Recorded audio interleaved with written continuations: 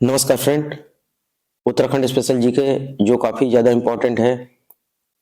अगर आप उत्तराखंड की किसी भी एग्जाम की तैयारी कर रहे हैं तो फ्रेंड ये सभी क्वेश्चन आपके एग्जाम के लिए इम्पोर्टेंट रह सकते हैं। फ्रेंड्स, मैंने इस वीडियो में सभी क्वेश्चन सेलेक्टेड और इम्पोर्टेंट लिए हैं उत्तराखंड से। सभी परीक्षाओं के लिए उत्तराखंड की जितनी भी परीक्षाएं हैं, और आप लोग जानते हैं कि काफ़ी ज़्यादा इस प्रश्न का वेटेज रहता है उत्तराखंड स्पेशल का। तो ये वीडियो आपके लिए काफ़ी ज़्यादा यूजफुल रहने वाला है। और ये दो भाषाओं में, हिंदी और इंग्लिश दोनों में आपका पीडीएफ है। इसका पीडीएफ टेलीग्राम लिंक पे अपलोड कर दिया जाएगा। तो फर्स्ट क्वेश्चन देखते हैं यहाँ पर। निम्नलिखित कथनों में से कौन सा सही है? कार्तिकेयपुर कत्यूरी शासकों की राजधानी थी, पहला जो है इसमें कथन। दूसरा कथन है कत्यूरी शासकों की राजभाषा गढ़वाली थी। तीसरा जो इसमें कथन है महाभारत में गढ़वाल का वर्णन उत्तर कुरु से है। तो फ्रेंड्स, इसका हम व्याख्या देखते हैं। तो इसका व्याख्या देखेंगे यहाँ पर। तो इसका जो व्याख्या है, कार्तिकेयपुर कत्यूरी शासकों की राजधानी थी, ये सही है आपका ऑप्शन। उसका कत्यूरी राजवंश की राजधानी कार्तिकेयपुर वर्तमान में जो बागेश्वर है उत्तराखंड के समीप, वह मध्यकालीन उत्तराखंड का एक महत्वपूर्ण प्रशासनिक केंद्र था। फिर इसका जो दूसरा कथन था कत्यूरी शासकों की राजभाषा गढ़वाली थी, ये आपका कथन गलत है। कत्यूरी शासकों की राजभाषा क्या थी? संस्कृत थी और अपभ्रंश थी, न कि गढ़वाली। गढ़वाली एक क्षेत्रीय भाषा थी, इसे प्रशासनिक भाषा के रूप में इस्तेमाल नहीं किया जाता था। महाभारत में गढ़वाल का जो वर्णन है उत्तर कुरु से है, ये आपका कथन सही है। क्योंकि आप यहाँ देखेंगे जो व्याख्या है, महाभारत और अन्य प्राचीन ग्रंथों में गढ़वाल क्षेत्र को उत्तर कुरु से संदर्भित किया जाता था। यह पौराणिक और भौगोलिक क्षेत्र था। तो इसलिए आपका जो इसमें सही होगा, सही उत्तर जो है 1 और 3, ऑप्शन सी। उसका नेक्स्ट क्वेश्चन पे चलते हैं। क्वेश्चन नंबर दूसरा,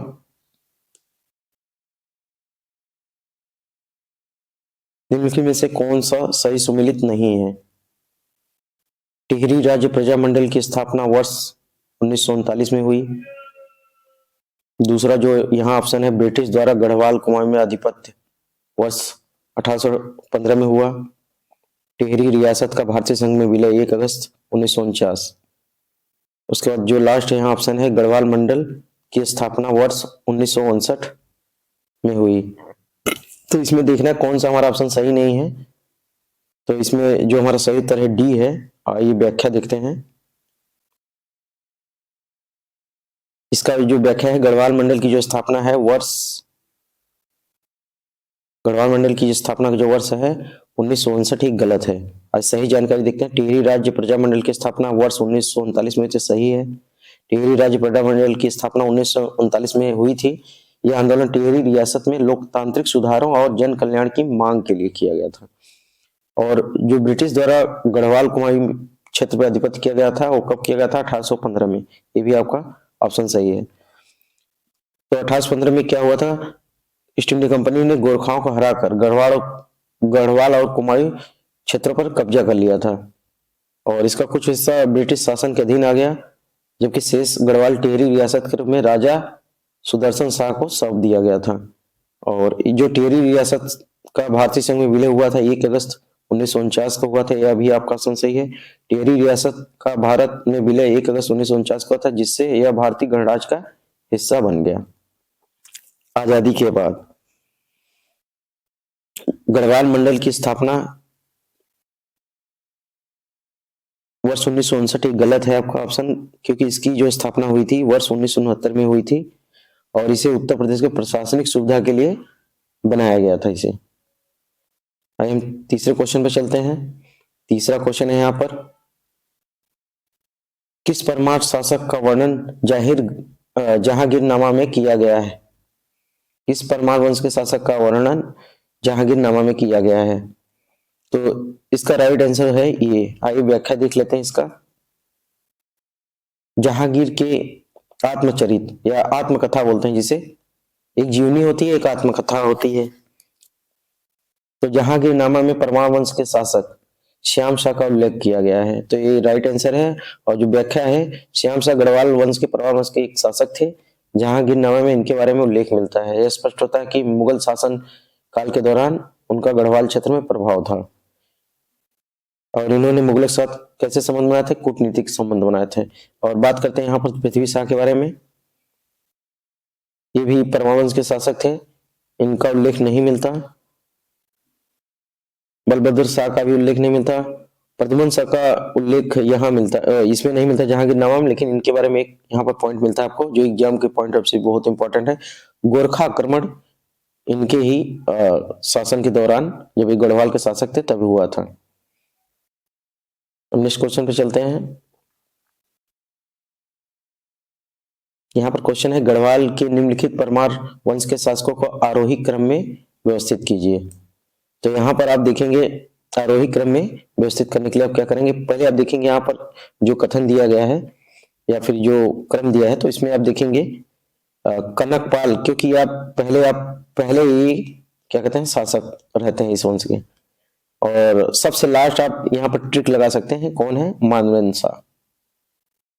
तो फर्स्ट और यहाँ पर 2 और 4, ठीक है, लास्ट है और ये प्रथम शासक थे। तो अब देखिए जहां पर ऑप्शन एलिमिनेट करना हो आपको, सबसे सिंपल ऐसे क्वेश्चन आते हैं, बहुत सरल होते हैं। अब देखिए 2 और 4 जहां होगा, तो यहाँ पर 2 है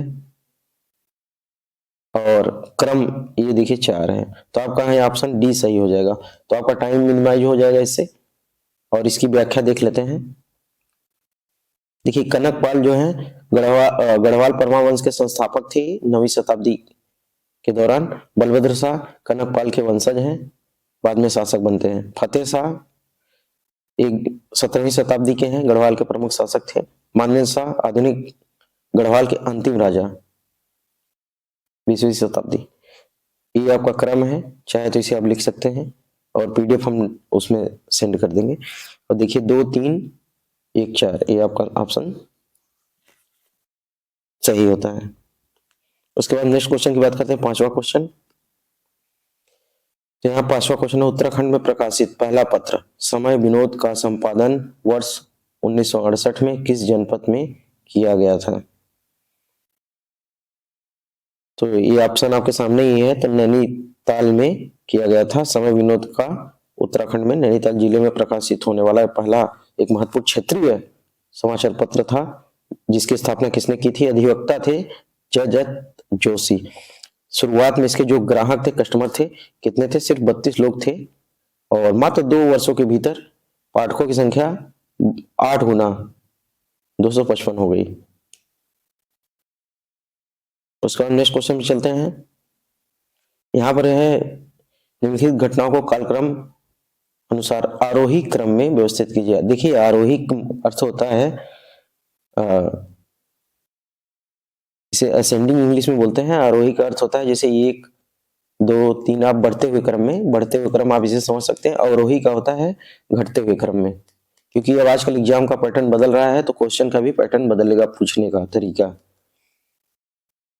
ठीक है, थोड़ा सा क्वेश्चन का लेवल हार्ड है, लेकिन जो भी एग्जाम में क्वेश्चन आए हैं उसी से रिलेटेड इसे बनाया गया है क्वेश्चन, ताकि आपके लिए किसी भी एग्जाम में अगर आप क्वेश्चन कर लेते हो, अच्छे तरीके से सॉल्व कर लेते हो, तो कोई दिक्कत नहीं होगी। तो यहाँ पर बात करते हैं कुमाऊं परिषद की स्थापना, बेगार आंदोलन का आरंभ, गढ़वाल सर्वदलित परिषद का गठन, उत्तराखंड में होम रूल लीग की स्थापना। तो इसमें हम पहले इसका ऑप्शन वहां पर देखते हैं, क्या कहते हैं इसका व्याख्या। तो व्याख्या यहाँ देखते हैं। तो कुमाऊं परिषद की जो स्थापना हुई थी, कब हुई थी? 30 सितंबर 1916 को। 30 सितंबर 1916 को कहाँ हुई? नैनीताल में। ये पॉइंट आपको याद रखने की जरूरत है। कुमाऊं परिषद की स्थापना कब हुई थी? 30 सितंबर 1916 को नैनीताल में। फिर बेगार आंदोलन की शुरुआत कब हुई थी? 14 जनवरी 1916 को उत्तराखंड के बागेश्वर में। यह आंदोलन कुली बेगार प्रथा के खिलाफ था। इस आंदोलन को रक्तहीन क्रांति के नाम से जाना जाता है। तो इंपॉर्टेंट पॉइंट हो गया रक्तहीन क्रांति। और इससे प्रभावित होकर इस आंदोलन से राष्ट्रपिता महात्मा गांधी भी कहाँ आए थे? बागेश्वर। तो ये आपके लिए भी इंपॉर्टेंट पॉइंट है। और ये आंदोलन इंपॉर्टेंट 14 जनवरी आप याद कर लीजिएगा। गढ़वाल सर्वदलित परिषद का गठन किसने किया था? जयानंद भारती ने किया था। कब किया था? साल 1928 में किया था। इसका मकसद दलितों का उत्थान करना था। और 1914 में मोहन जोशी चिरंजी लाल, हेमचंद्र और बद्रीदत्त पांडे जैसे नेताओं ने जिले में होम रूल लीग की स्थापना की। तो आप यहाँ पर जो देखेंगे इसका जो ऑर्डर है, क्रम है, तो पहला कौन सा आएगा? पहला आएगा यहाँ पर 1914, 1914, फिर उसके बाद 1916 कुमाऊं परिषद की स्थापना। ठीक है, आपका ये होम रूल लीग और ये आपका है कुमाऊं परिषद। और तीसरा जो है यहाँ पर बेगार आंदोलन, ये कब हुआ? 1921 में। बेगार, ये ध्यान देना, इसमें महात्मा गांधी आए थे प्रभावित होकर। रक्तहीन क्रांति के नाम से भी जाना जाता है। उसके बाद चौथा है आपका गढ़वाल सर्वदलित परिषद का गठन 1928। तो ये आपका जो इसमें ऑप्शन सी सही होता है। उसका नेक्स्ट क्वेश्चन पे चलते हैं। ये जितने भी क्वेश्चन सब इंपॉर्टेंट है एग्जाम के लिए, क्योंकि आप देखें जितने भी परीक्षाएं उत्तराखंड में हुई मोस्टली इस टॉपिक से जितने भी क्वेश्चन है बहुत ज्यादा इंपॉर्टेंट है आपके लिए। अब देखिए फिर एक क्वेश्चन बना है, निम्नलिखित घटनाओं को कालक्रम के अनुसार आरोही क्रम में व्यवस्थित कीजिए। अब इसमें मसूरी कांड, खटीमा कांड, मुजफ्फरनगर कांड, खुड़बुड़ा का युद्ध। तो देखेंगे पहले होता है आपका खटीमा कांड 1 सितंबर को। उसके बाद ये मतलब 2 हो गया। फिर पहले आपका खटीमा कांड, दूसरा मसूरी कांड, तीसरा होता है आपका मुजफ्फरनगर कांड, इसके बाद होता है खुड़बुड़ा का युद्ध, सबसे पहले होता है 1814 में। तो यहाँ पर आपको क्या हो जाएगा? 4-2। अब देखिए खुड़बुड़ा का युद्ध चौथा, आप यहाँ पर देख लो। और सबसे लास्ट में कौन सा हुआ था? मुजफ्फरनगर कांड। तो यहाँ पर तीसरा लास्ट में जहां होगा ये है। तो आपका ऑप्शन यहाँ पर एलिमिनेट हो जाता है, क्योंकि मुजफ्फरनगर जो कांड हुआ था उसके संदर्भ बात करते हैं डिटेल में। 2 सितंबर 1994 को मसूरी में पुलिस की गोली से 6 आंदोलनकारी शहीद हुए और पृथक राज्य की मांग को लेकर यह आंदोलन हुआ था, इसका विरोध प्रदर्शन। फिर 1 सितंबर को 1994 खटीमा गोलीकांड का विरोध प्रदर्शन भी मसूरी में हो रहा था। अब मुजफ्फरनगर कांड के बारे में बात करते हैं। तो यहाँ पर इसे गोलीकांड भी कहा जाता है, मुजफ्फरनगर गोलीकांड, रामपुर तिराहा कांड, इसके 2 नाम हैं। तो ये 1 से 2 अक्टूबर 1994 का हुआ था, क्योंकि दिल्ली में आंदोलन करना चाह रहे थे तो उस टाइम यहीं पे कांड हो गया था मुजफ्फरनगर पहुंचते पहुंचते। उस टाइम यूपी के जो मुख्यमंत्री थे मुलायम सिंह यादव, उत्तर प्रदेश के मुख्यमंत्री थे। उत्तराखंड राज्य के कार्यकर्ता पृथक उत्तराखंड राज्य की मांग के समर्थन में कहाँ जा रहे थे? दिल्ली जा रहे थे। अब खुड़बुड़ा की लड़ाई के बारे में बात कर लेते हैं। तो मई 1804 में देहरादून के पास एक जगह है जिस ठीक है वहीं पर हुआ था। इस लड़ाई को गोरखा गढ़वाल युद्ध के नाम से भी जाना जाता है। यह लड़ाई गढ़वाल के राजा कौन थे? प्रद्युमन शाह और नेपाल के गोरखाओं के बीच हुई थी। इसमें प्रद्युमन शाह की हार हुई। यह लड़ाई गढ़वाल साम्राज्य के इतिहास में पहला बड़ा हमला था। अब यहाँ बात कर लेते हैं। यहाँ पर एक कैप्टन थे या सेनापति कमांडर थे गोरखाओं के, अमर सिंह नाम था, गोरखा कमांडर। उनका क्या नाम था? अमर सिंह, अमर सिंह। तो उन्होंने किया, क्योंकि इस युद्ध में खुड़बुड़ा की लड़ाई में प्रद्युमन शाह वीर गति को प्राप्त हो गए, वीर गति को प्राप्त। और जो इनका पार्थिव शरीर था, उसे अमर सिंह ने हरिद्वार भेज दिया था, अंतिम संस्कार के लिए हरिद्वार भेजा था। अब नेक्स्ट क्वेश्चन के बारे में बात करते हैं। किस नदी का उद्गम खतलिंग ग्लेशियर से है? तो आप यहाँ पर देखेंगे खतलिंग ग्लेशियर से किस नदी का उद्गम है। तो यहाँ पर ऑप्शन देखें, मंदाकिनी, पिंडर, नंदाकिनी, भिलंगना। तो आइए यहाँ पर हम देखते हैं इसका व्याख्या। मंदाकिनी नदी, ठीक है, इसका उद्गम कहाँ से होता है? चोराबाड़ी ग्लेशियर, इसे एकदम याद कर लीजिए। और यह मंदाकिनी नदी रुद्रप्रयाग में अलकनंदा से मिल जाती है। कहां पर? रुद्रप्रयाग में अलकनंदा से मिल जाती है। पिंडर के बारे में बात करते हैं तो पिंडर नदी का उद्गम पिंडारी ग्लेशियर से होता है। इसके नाम से ही आप इसे गेस कर सकते हैं। और ये किस जिले में स्थित है? तो ये जिला याद रखना, बागेश्वर। यह नदी गढ़वाल क्षेत्र में बहते हुए कर्ण प्रयाग में अलकनंदा में मिल जाती है। अब देखिए, मंदाकिनी भी अलकनंदा में मिलती है, पिंडर भी, ठीक है, ध्यान रखिएगा, लेकिन स्थान अलग है। ये रुद्रप्रयाग में मिलेगी और ये कहाँ मिलेगी? बागेश्वर में। उसके बाद पिंडर नदी खतलिंग ग्लेशियर से कोई संबंध नहीं है, ठीक है। उसके बाद मंदाकिनी की बात करते हैं। होमकुंड ग्लेशियर नंदा देवी क्षेत्र, ये याद रखना, में स्थित है और कर्ण प्रयाग में अलकनंदा नदी से मिल जाती है। अब नंदाकिनी कहाँ मिलती है? अलकनंदा से कर्ण प्रयाग में। तो आर हो गया रुद्रप्रयाग, बी हो गया बागेश्वर, उसके बाद आपका हो गया कर्णप्रयाग, आर बी के। अब बात करते हैं यहाँ भिलंगना नदी का। तो इसका जो उद्गम है खतलिंग ग्लेशियर से होता है, यह पॉइंट याद रखना। और यह नदी गढ़वाल क्षेत्र में स्थित खतलिंग ग्लेशियर से निकलती है और यह भी अलकनंदा में मिलती है। तो ये चारों नदियां हैं अलकनंदा में ही मिलती हैं। तो आप इसे पूरा एकदम याद रखना, गढ़वाल क्षेत्र से ये निकलती है ग्लेशियर खतलिंग भिलंगना नदी। अब उसके बाद नेक्स्ट क्वेश्चन पे चलते हैं। यहाँ पर हमारा जो 9वां क्वेश्चन है, गोविंद वन्यजीव के संदर्भ में कौन सा सही है? तो आप यहाँ देखेंगे गोविंद पशु विहार राष्ट्रीय उद्यान वन्यजीव अभ्यारण्य का कुल क्षेत्रफल कितना है? 958 वर्ग किमी, ठीक है, ये सही है। उसके बाद वर्ष 1955 में अभ्यारण्य के रूप में सूचित किया गया, ये भी सही है। यह विहार हिम तेंदुओं के संरक्षण के लिए प्रसिद्ध है, ये भी सही है। तो इसके तीनों कथन इसके सही हैं। और आप लोगों को पता है गोविंद वल्लभ पंत के नाम पे ही, गोविंद वल्लभ पंत के नाम पे ही इसका नाम रखा गया था, गोविंद वन्यजीव अभ्यारण्य। और ये कहाँ अवस्थित है? ये उत्तरकाशी में।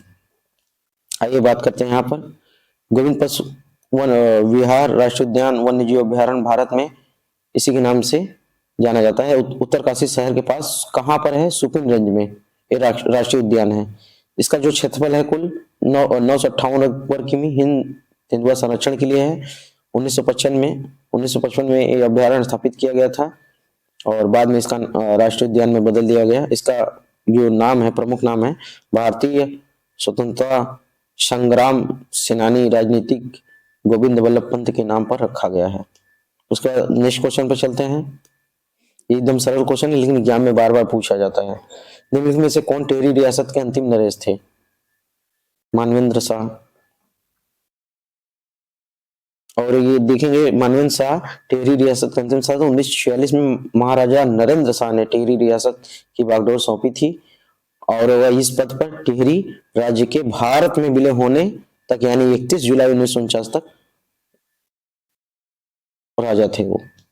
उसके बाद हम यहाँ बात करते हैं 11वां क्वेश्चन, ये भी बहुत इंपॉर्टेंट है, एग्जाम में कई बार पूछा जाता है क्वेश्चन। अब निम्न कौन सा सही सुमेलित नहीं है? सुमेलित नहीं है तो देखिए हिमालय जो परिचय है ये बुक है, इसके जो राइटर हैं लेखक राहुल सांस्कृतायन, ये सही है। होली हिमालय ई सरमन ओकले, ये भी सही है। हिमालय गजेटियर ई एटिंगसन, ये भी सही है। और गढ़वाल एंशिएंट एंड मॉडर्न, ये आपका गलत है। ठीक है, हम इसका डिटेल में व्याख्या देखते हैं। तो हिमालय परिचय जो है राहुल सांस्कृतायन द्वारा लिखा गया था, एक प्रसिद्ध किताब है। इसमें क्या है, हिमालय के बारे में बहुत कुछ लिखा गया, क्योंकि हिमालय नाम है तो हिमालय के बारे में काफी लिखा गया। होली हिमालय के बारे में तो इसमें इंजीनियर शेरमैन ओकले ने इस पुस्तक को लिखा था। हिमालय क्षेत्र से रिलेटेड है होली हिमालय भी। आप जैसे देखेंगे हिमालय परिचय, होली हिमालय, और उसकी धार्मिक, देखिए होली से क्या होता है, एक पवित्रता को दर्शाता है, तो इसके धार्मिक महिमा के बारे में चर्चा करता है होली हिमालय। इसलिए इंपॉर्टेंट हो जाते हैं दोनों क्वेश्चन। होली हिमालय तो बहुत इंपॉर्टेंट हो जाता है आपका, ये किसी एग्जाम में भी पूछा जा सकता है, ये भी पूछा जा सकता है। ये 3 क्वेश्चन ऐसे हैं जो कहीं ना कहीं पूछे जाएंगे क्योंकि हिमालय से रिलेटेड है। और उसके बाद बात करते हैं हिमालयन गजेटियर ई एटिंगसन।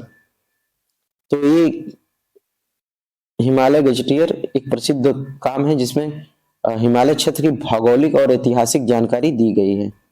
और गढ़वाल एंशिएंट एंड मॉडर्न के बारे में यहाँ पर सरला बहन जो है इसकी लेखक नहीं है, तो इसके जो लेखक हैं उनका नाम है पातीराम पातीराम। ठीक है, तो ये इंपॉर्टेंट क्वेश्चन है बुक से रिलेटेड। ये 4 क्वेश्चन है, इसमें से कभी हर एग्जाम में एक आध क्वेश्चन पूछ ही ली जाता है।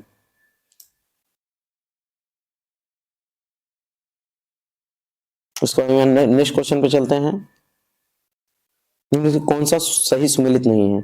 अब देखिए, भारतीय वन्य जीव संस्थान जो है वो कहाँ है? देहरादून में सही है। विवेकानंद पर्वतीय कृषि अनुसंधान संस्थान कहाँ है? अल्मोड़ा में। देखिए, आपको फैक्ट याद रहेगा तो दिक्कत नहीं होगी, कैसा भी क्वेश्चन हो आयोग बनाए फ्रेम करे कोई दिक्कत नहीं होगी। कैसा भी एग्जाम आयोग फ्रेम करे, चाहे यूके SSSC हो चाहे यूके PSC, आप आराम पहले फैक्ट आपको याद रहेगा तो आपको मेंस में प्री में सब जगह आपको कोई दिक्कत नहीं होगी। अब नेहरू पर्वतारोहण संस्थान ये उत्तरकाशी में भी सही है। राष्ट्रीय प्रौद्योगिकी संस्थान संस्थान ये आपका नैनीताल में नहीं है, ये गलत है। तो आइए हम इसमें डिटेल देखते हैं। तो भारतीय वन्य जीव संस्थान कहाँ है? देहरादून में सही है। और विवेकानंद पर्वतीय कृषि अनुसंधान अल्मोड़ा में सही है। उसके बाद बात करते हैं नेहरू पर्वतारोहण उत्तरकाशी में। उसके बाद हम यहाँ बात करेंगे NIT की राष्ट्रीय प्रौद्योगिकी संस्थान नैनीताल में नहीं है, कहाँ है? गढ़वाल में है, श्रीनगर में। उसका नेक्स्ट क्वेश्चन पे चलते हैं। अब यहाँ पर एक क्वेश्चन एक बार बार पूछा जाता है एग्जाम में, क्योंकि फैक्ट ही है। तो आप यहाँ देख सकते हैं उत्तराखंड जल विद्युत निगम। देखिए, कुछ ऐसे फैक्ट हैं जैसे निगम है, कुछ ऐसे जो गवर्नमेंट द्वारा बनाया गया, पहला स्थापित किया गया उत्तराखंड के विकास से रिलेटेड। तो यहाँ पर आप देखेंगे 12 फरवरी इसका और 2001 में क्या कहते हैं स्थापित हुआ था। अब 12 इंग्लिश, अब इसे याद करने के लिए सब सिंपल रहेगा।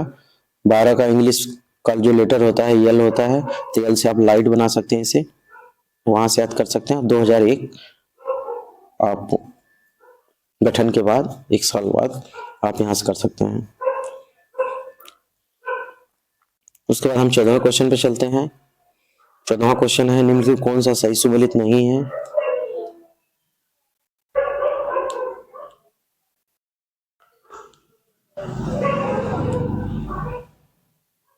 निम्नलिखित में कौन सा सही सुमेलित नहीं है, इस संदर्भ में बात करते हैं। यहाँ पर क्वेश्चन है उत्यासु बांध परियोजना कहाँ किस नदी पे है? तो ये आपका अलकनंदा नदी पे है, ये आपका राइट आंसर है।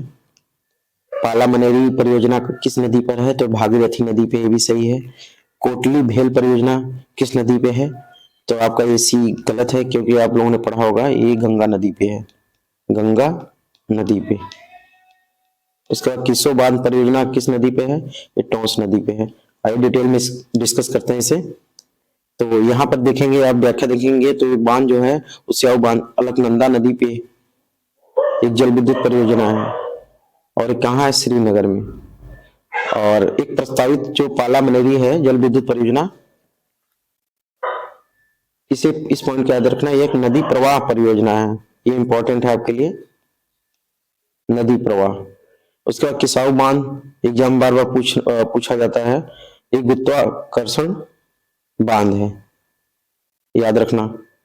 उसके बाद हम बात करते हैं कोटली भेल परियोजना, ये गंगा नदी पर टिहरी जिला पे, न कि यमुना नदी पे। उसके बाद नेक्स्ट क्वेश्चन पे चलते हैं, लास्ट क्वेश्चन है, अंतिम क्वेश्चन। निम्न में कौन सा सही सुमेलित नहीं है? हवाई अड्डा के बारे में बात करते हैं। जनपद, आप लोगों को पता ही होगा कि कितने डिस्ट्रिक्ट हैं, 7 + 6 मंडल।